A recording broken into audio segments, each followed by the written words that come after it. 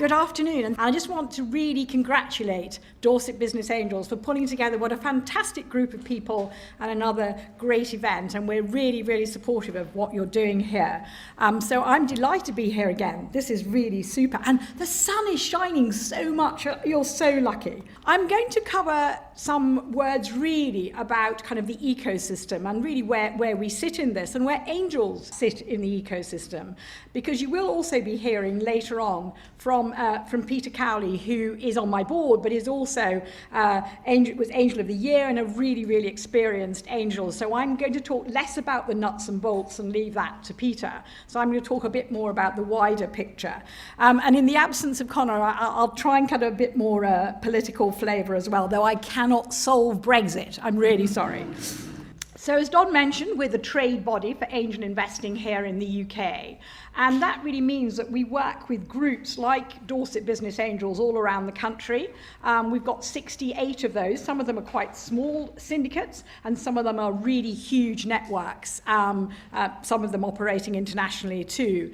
We also work alongside investment funds because as I said, building an ecosystem, you want to make sure there's funding and those relationships are there with other funds as the business grows and as you as an angel have put probably several rounds of funding in. So we work with EIS funds, VC funds, some private equity funds, all of whom are part of our community, and we reach out very widely, including to some corporate investors as well. This community also includes online platforms. So we have a lot of what you would call crowdfunding and people who are investing through online.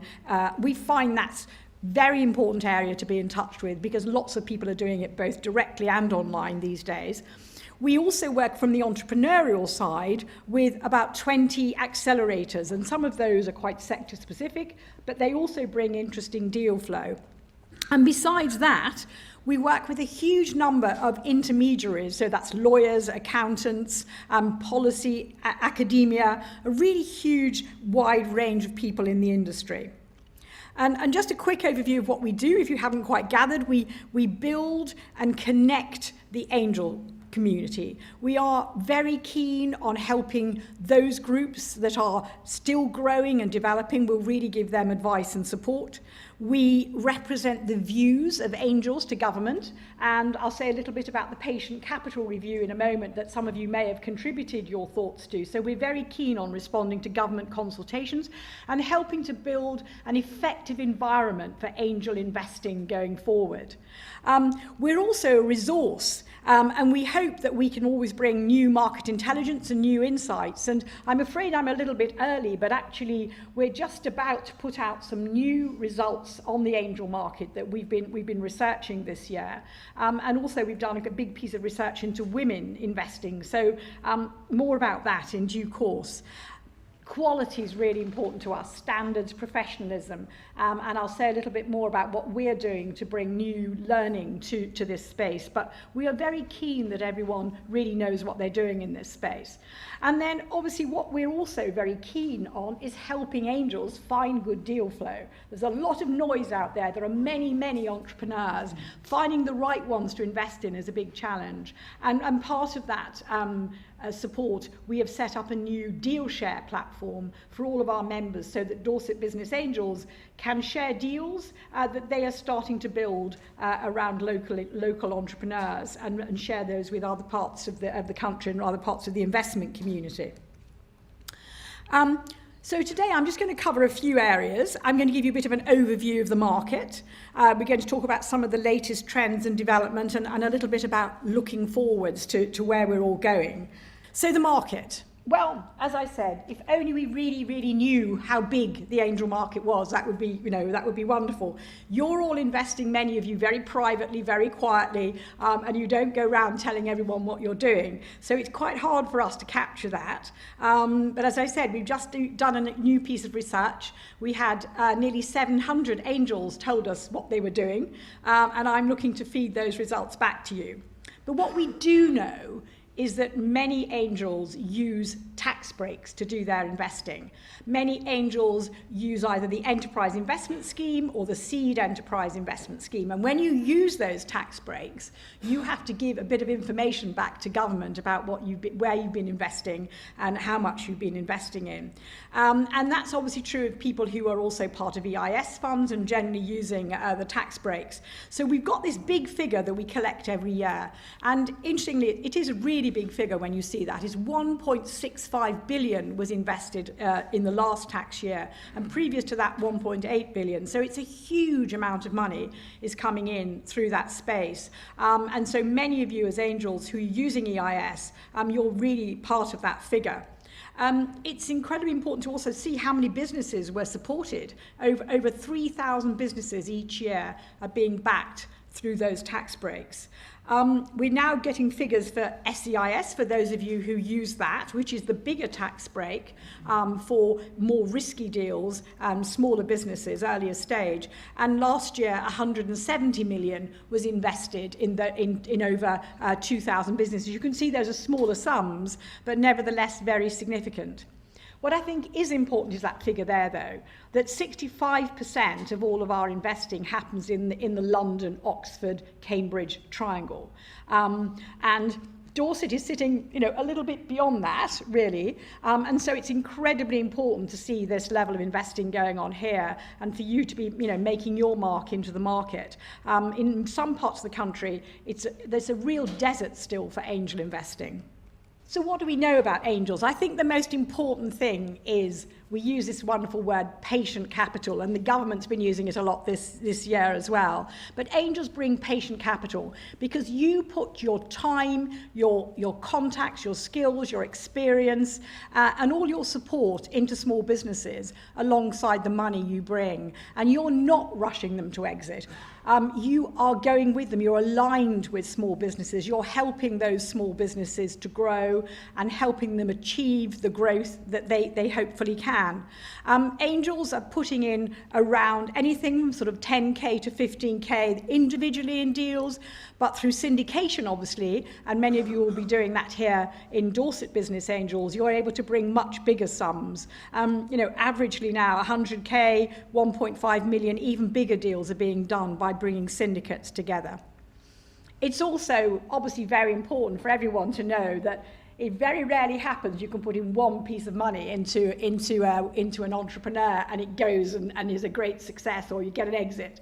More often than not, the business needs multiple rounds of investment, and as an angel, you have to plan for that. And it's something that people aren't aware of, that angels don't just put in one lot of money, they have to put in more to really help that business achieve that kind of level of venture capital that they can go on to next. So angels have a huge responsibility in supporting those early stage businesses.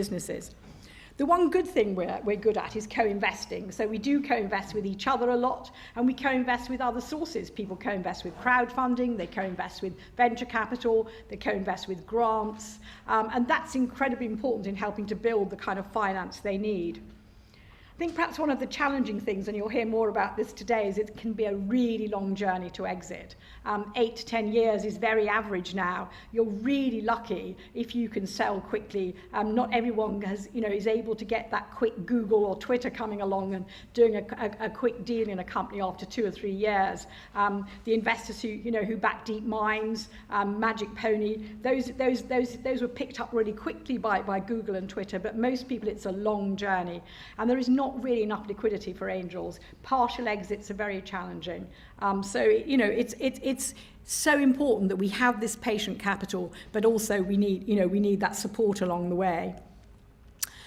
As I mentioned, syndication, 75% of deals that angels are doing nowadays in the UK are in groups. We really encourage angels to work alongside others. Doing it on your own is a really tough world. You've got to make all the decisions, you've got to find all the deals, it's down to you to make it all work. It's so much better to do it alongside others.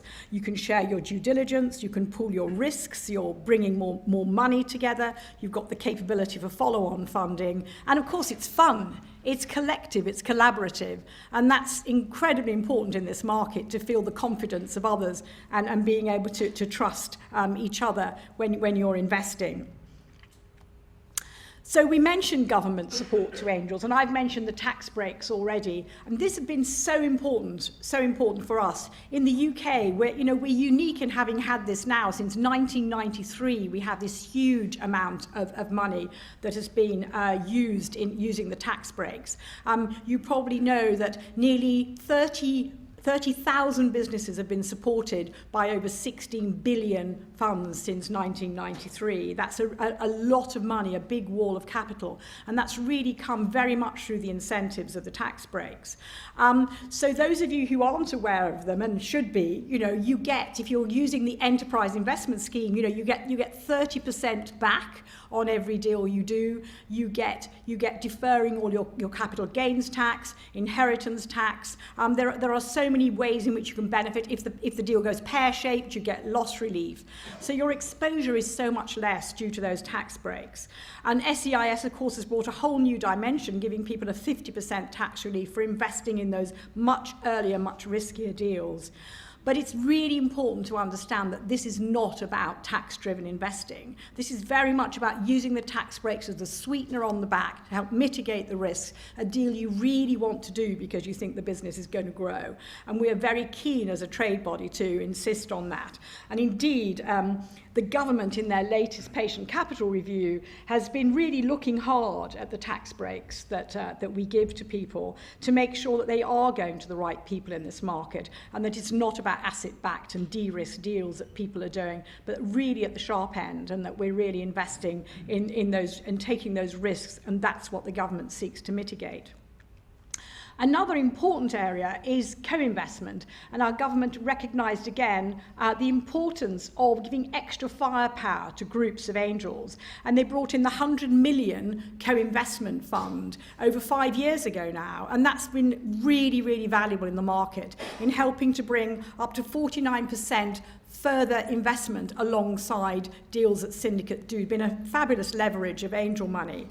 You can only get the co-fund if you pull together a good group of angels into a syndicate and you've got a strong lead angel. But if you aren't aware of that, do check it out, the government's Angel Co-Investment Fund. It's worth thinking about when you're putting together a syndicate. And since then, there have been other co-investment funds in the market. London has now got the London Co-Investment Fund. The North is looking for one for themselves. And no doubt other groups will be bringing them together in other regions. But with all that great help and support that the government has been bringing, there are still some ongoing challenges in the market for angel investing. I've mentioned, the Golden Triangle where so much of this investing is going on, and at this moment there is not enough angel investing in many parts of the country. Entrepreneurs still have to come and find their money in the south. That we really do need to build more capacity, and that's a big challenge, and one that the government has recognised too.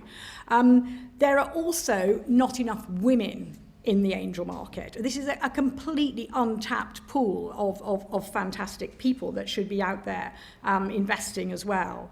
And the other important issue really for angel-backed businesses is that there is not enough of a connected long-term supply chain of finance to really help a business that's got huge growth potential to get to all the investment they need and all the support to really, really grow and be a global success. So I mentioned women. Our research showed only 14% of that whole investment market among angels are women. And this year we've done another big piece of research into the angel market, and we've spoken to 200 women out there, about roughly split between about 110 of those investing and 90 who aren't, to really understand what are the drivers for women to invest and what are the barriers that women are feeling.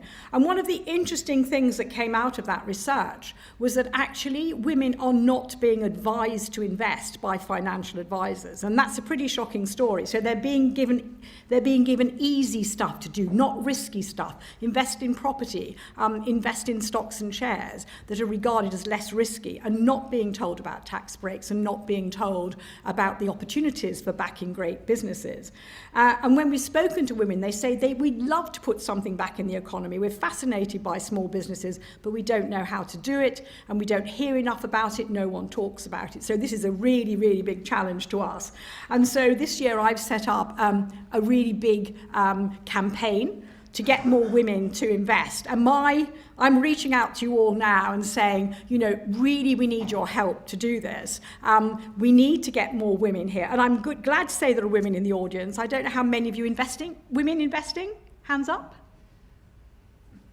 Just a very, very few. Well done for those who are. But it's still a long way to go. And we really want to move that needle from 14% to 30% to make this is such an untapped pool. So I'm looking forward to your support. And if you want to do anything here about getting more awareness among women and trying to do more, please, well, first of all, let Peter know. And Peter needs to contact me because we would love to support you in what you're doing. And remember that more women in the market investing also helps more women entrepreneurs to come forward, because again our research has showed that so many fewer women entrepreneurs are coming forward to investment because they just see a sea of men in suits, and they don't find that such an acceptable situation for them when they're coming to invest and pitch their business. As I mentioned, we need to build more capacity for angels around the regions, and the government has recognised this too. The British Business Bank has been bringing in some really important new funds this year. Some of you may have heard of the Northern Powerhouse Investment Fund. We're just about to launch the Midlands Engine Investment Fund, and there is a big new fund actually going to be in Cornwall in the southwest, again supported by the British Business Bank. And this is really where British Business Bank have been backing areas where there is an opportunity to pull together European money. We still get European money in this country towards our funds. But the British Business Bank also recognises that there is a need to do more in the regions, and they are themselves looking to bring more funds out there. And I think it's important for you to review the position here in the Dorset, Bournemouth area, and to really understand whether you should be lobbying the British Business Bank. For those of you who don't know about the British Business Bank, it's not a bank, it's a big arm of government that has been set up to really manage all the important funds that are out there. So the enterprise capital funds, the very big significant VC funds, and to work alongside the European Investment Fund and EIB. And what are we doing at UKBAA? Well, we are really we're a small team and we're trying to build capacity. So what we're actually doing is we're opening angel hubs in key locations around the UK. We're just launching ones in Bristol, in Birmingham, in Manchester, in Leeds. And we are bringing together, hopefully, a focal point where people can find out about angel investing and start to mobilise. Because one of the issues when you get outside London and the South East, where there's such a hive of activity, is that people don't find each other. Dorset Business Angel exists as a focal point. In many cases, there are not focal points for angel investing, and people need to find each other. So we're very supportive of that. We see it's really important that people connect to their local ecosystem. And we're working very closely with local partners and with the LEPs to help to build visibility for angel investing.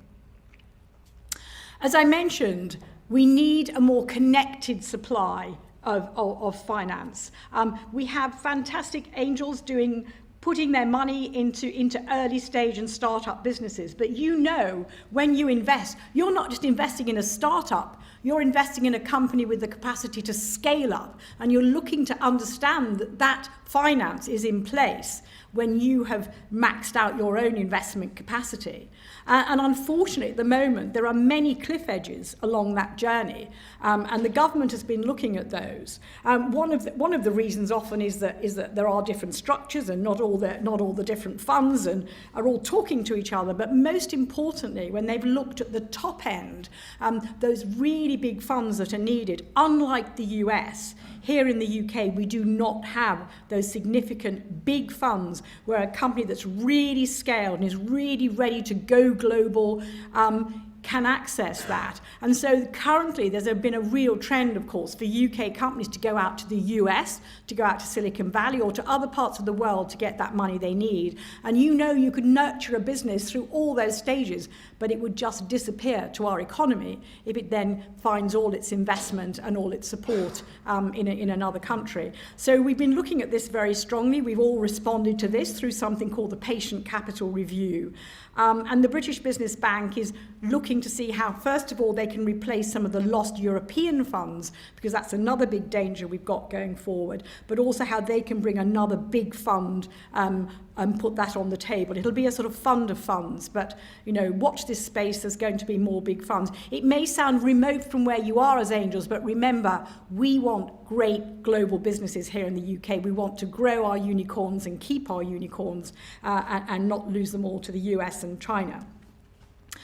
So obviously look out for that. You'll be hearing the Chancellor's speech later on in November, and he will really be putting the results of all that review and the decisions that business has made to try and really build a lot more investment here in the UK and continue our position as global leader in tech and scale up. So I hope that can be read. We had a few problems with this slide earlier, but really the big point, my big mission this year, and it's been really the same for a number of years, but I'm finally getting there, is how can we really build more savvy angels here in the UK? How can we really reinforce the power of your investment? How can we really bring knowledge and awareness to people? How can we get more people to invest because they don't understand how to do it? So we've been putting together a big e-learning program. It'll be the first national e-learning program here in the UK. For those of you who are in the early phases of your investing, it might be of great interest to you. There'll be 6 modules. We've been downloading the experience of over 23 angels, lots of video clips of all the experience of angels, including Peter, who you'll be hearing from today. And hopefully this will be of great interest to you. But the idea is to help people who don't know how to invest, or are only in the early stage of investing, to really learn all the basics of angel investing, both from understanding the market to how do I find a deal, how I do a deal, understanding the whole tax breaks and legals, and finally how I support a business through to success. So watch this space. It's going to launch next month. For those of you who might be interested, I just thought I'd give a final little ad here, because the National Investment Summit, the UKBAA does every year, is going to be on the 28th of November. We're doing it in partnership with Nesta. For all of you who love conferences, here you are today at Dorset Business Angels. Come and hear up at the bigger scene. Lots of interesting speakers. There will be the British Business Bank there. There will be Innovate UK, AIM, VCs, Angels, a big thought leadership. And do join us, because we'd love to have you there. And as you can see, we've got some early bird rates if you're still interested. But I mean, you're very welcome, and we'll be doing a deal with Peter so you can make sure you come. I just want to say thank you for listening. I'm here the rest of the afternoon if anyone wants to ask me any questions. I'm passionate about angel investing, passionate about building this community. Our government wants to support you. Dorset are here to give you a fantastic amount of support. And I really want to congratulate for all you've done so far. And I want to say, carry on investing. We really need you. And anything I can do to help you, please let me know. And all the very best for the rest of the afternoon.